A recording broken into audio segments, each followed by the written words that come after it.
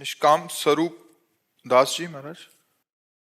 महाराज जी आप संत भगवान का प्रश्न है महाराज जी। महाराज जी आप कह रहे हैं कि तीन देह से परे होकर हम भक्ति करना चाहते हैं, तो तीन देह से परे कैसे हो सकते हैं महाराज? तीन देह से परे होकर भक्ति होती ही नहीं है। तीन देह से परे होकर भक्ति होती नहीं, तीनों देहों का समर्पण करने से भक्ति होती है। परे शब्द ज्ञान के अंतर्गत है, भक्ति के अंतर्गत नहीं है। तीनों देह को भगवान में समर्पित कर देना है। स्थूल देह को भगवान की सेवा में, गुरु हो या भगवान उनकी परिचर्या में, सूक्ष्म देह को उनके चिंतन में, और स्वभाव भजन कथा सत्संग नाम कीर्तन ये सुनने का तो स्वभाव है कारण देह, और सूक्ष्म शरीर अंतःकरण से समस्त इंद्रियां और स्थूल देह ये तीनों भगवान में समर्पित हो गए तो भक्ति अपने आप से होने लगेगी। जो आपा है, जो आत्मा है, ये अनुभव करेगी भाव के अनुसार। अगर आपका भाव दास्य भाव है, सख्य भाव है, वात्सल्य भाव है, गोपी भाव है, सहचरी भाव है, जो भाव है उसी भाव का आपको अनुभव होने लगेगा कि मैं वही हूं।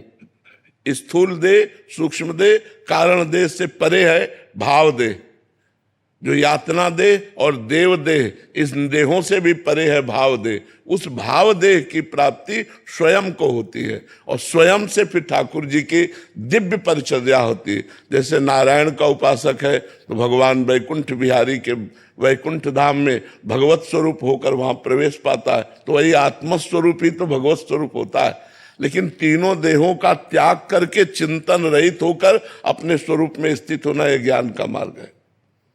भक्ति का मार्ग तीनों देहों को सेवा में समर्पित करके अपने को भाव रूप से देखना, ये भक्ति का मार्ग है। समझ पा रहे हैं आप? इसमें कोई तर्क? महाराज जी हमें कैसे पता चले कि हमारी भक्ति आत्मा रूपी है? मतलब जब स्वयं को पुरुष या स्त्री भाव में ना देखा जाए, वनिता पुरुष भाव मिट जाए। जब जैसे हम सो के उठते हैं तो हमें ध्यान नहीं करना पड़ता कि मैं पुरुष हूं कि स्त्री हूं। जब ये भाव मिट जाए और सोते जागते उठते बैठते चलते फिरते जो भाव देह है उसमें स्थिति ऐसी रहे जैसे स्थूल देह में, तब समझ लीजिए कि अब मैं आत्मस्वरूप में स्थित हो गया हूं।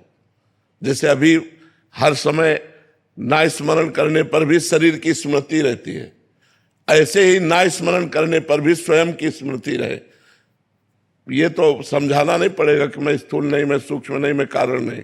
वो स्वाभाविक स्थिति आ जाएगी, पर उसके लिए बहुत भजन चाहिए। संसार का पूरा विस्मरण, संसार का पूरा विस्मरण, जैसे गाढ़ निद्रा में संसार का विस्मरण हो जाता है, ऐसे जागृत अवस्था में संसार का विस्मरण। ये कह रहे हैं अभी भजन में बैठते हैं तो भगवत में वृत्ति होती है, बट जैसे उठते हैं तो जगत में क्रियामान। हाँ, बस वही तो ध्यान रखना है कि जैसे हमारी स्थिति समाधि में वैसी स्थिति व्यवहार में, क्योंकि हर समय समाधि में नहीं रह सकते, हर समय हम एकांत आसन में नहीं बैठ सकते, तो हमें व्यवहार में उतरना पड़ेगा। तो व्यवहार में भी हमारी वही स्थिति होनी चाहिए। इसका मतलब अभी साधना में गाढ़ नशा नहीं आ रहा, नहीं, गाढ़ नशा आएगा तो उसी नशे में युक्त होकर के व्यवहार होगा। आप और तन्मयता धारण कीजिए, तन्मयाहा, भगवान में तन्मयाहा, वही गाढ़ नशा। जैसे आप 4 घंटे मंत्र चलाइए तो आधा घंटे आपको चलाना नहीं पड़ेगा। व्यवहार में एकदम फ्री होकर के लग जाइए तो आधा घंटे वो अपने आप चलेगा, क्योंकि 4 घंटे से अभ्यास कर रहे हैं। ऐसे यदि 4 घंटे हम गाढ़ स्थिति में हैं तो घंटा आध घंटा तो हमारी ऐसे ही गाढ़ नशा चढ़ा रहेगा, वही स्थिति का। उसी में व्यवहार निपट गया, फिर तुरंत अपने को संभाला। हमारी बैटरी जितनी पावरफुल हो चुकी है उतना ही हम व्यवहार करें। छठदम शील विरत बहु कर्मा, निरत निरंतर सज्जन धर्मा। बहुत कर्मों से निवृत्त हो, जो व्यवहार के बाहरी कर्म है ज्यादा उनको ना करे, क्योंकि अगर बहुत कर्म करेगा तो फिर कर्म प्रवृत्ति देहाभिमान को पुष्ट कर देती है। तो इसलिए कर्म भागवतिक, चिंतन भागवतिक, स्वभाव भागवतिक, तो स्थिति भागवतिक। और जब स्थिति आ जाएगी फिर उसको करना नहीं पड़ेगा। स्थिति ऐसे जैसे अभी हमारी स्थिति देहाभिमान में है, देह भाव में है। जितनी देर, कम से कम 1 मिनट अगर हम देह भाव भूलने लगे तो हम बहुत बड़ी स्थिति की तरफ चल रहे हैं। 1 मिनट जागृत में 1 मिनट 60 सेकंड अगर हम शरीर को भूल गए, जैसे निद्रा में भूल गए, निद्रा में स्मृति थोड़ी रहती कि हमारा स्थूल शरीर भी है, जैसे निद्रा में स्थूल शरीर का विस्मरण हो जाता है, ऐसे जागृत अवस्था में 1 मिनट का अगर विस्मरण हो गया तो हम काफी चढ़ाई चढ़ने लगे, पर अभी ऐसा नहीं है। कब होगा ये? खूब भजन करो, भजन से ही होगा, खूब भजन से, भजन करते रहो। अब अपने को स्थिति की चिंता नहीं करनी, भजन की चिंता करनी कि हमारा 1 भी मिनट भजन से खाली ना जाए, बस फिर आगे परिणाम तो अपने आप आ जाएगा। हमारा भजन न छूटने पावे, हमारा चिंतन न छूटने पावे। अनन्य चेता सततम यो माम स्मृति नित्य सा तस्याहम सुलभा पार्थ नित्य युक्त से योगिना। मैं उसके लिए सुलभ हो जाता हूं। जब भगवान सुलभ हो जाते हैं तो भागवती खारी स्थिति सुलभ हो जाती है। तो आप लगो भगवान में खूब नाम। आपने एक प्रवचन में कहा था सर्वेषु साधन वरेषु चिरम निराशा, इसका भाव है कि अगर हम साधन का बल रखेंगे तो स्थूल और सूक्ष्म में अर्जे रहेंगे। साधन का भी बल नहीं रखना, साधन हो रहा है गुरु कृपा से, भगवान की कृपा से, लेकिन हमको इसका बल नहीं रखना। जैसे आज हमारे हाथ काम कर रहे हैं, हम सेवा कर रहे हैं, कल हमारे हाथ काम ना करें, पैर पैरालिस हो जाए या टूट जाए, फिर हम तो निराश हो गए कि अब हमारी भगवत प्राप्ति नहीं, मैं हाथ से भगवत प्राप्ति नहीं करनी।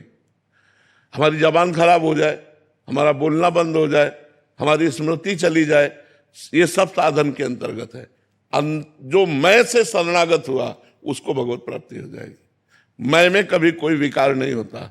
जो मैं शुद्ध ब्रह्म तत्व है, आत्म तत्व, उसमें कभी विकार नहीं होता, और उसी को भगवान में समर्पित कर दिया। सोहम तवे वास्तिता तो सर्वेषु साधन वरेषु चिरम निराशा। हम इनसे आशा नहीं रखते कि ऐसी स्थिति होगी, भगवान की कृपा से होगी। पर भगवान की कृपा से जब तक शरीर स्वस्थ है, यावत स्वस्थ मिदम कलेवरम यावच्च दूरे जरा, तब तक हम साधन पक्ष में लगे हुए हैं। लेकिन परिणाम कृपा से, परिणाम कृपा से और साधन पक्ष में लगाए हुए हैं।